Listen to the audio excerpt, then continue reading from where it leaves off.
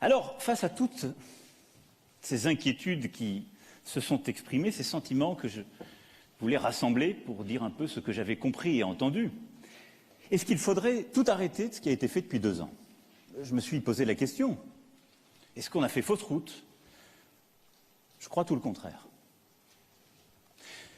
Je crois que les transformations en cours et les transformations indispensables à faire dans notre pays ne doivent pas être arrêtées, parce qu'elles répondent profondément à l'aspiration de nos concitoyens. Elles n'ont pas été suffisamment rapides à l'endroit de certains, pas suffisamment radicales, pas suffisamment humaines, je vais y revenir, mais je pense très profondément que les orientations prises durant ces 2 premières années, à bien des égards, ont été justes.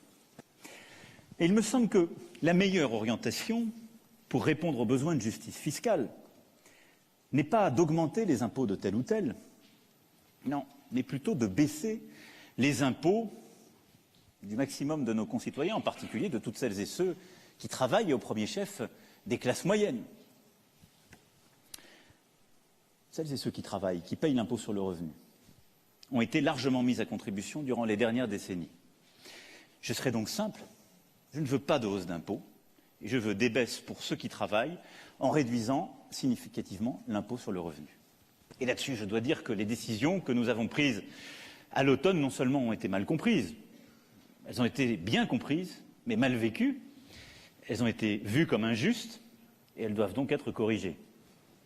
C'est pourquoi, au 1er janvier prochain, je souhaite que nous réindexions les retraites de moins de 2 000 € et qu'il n'y ait plus de sous-indexation de quelque retraite que ce soit à partir de l'année 2021.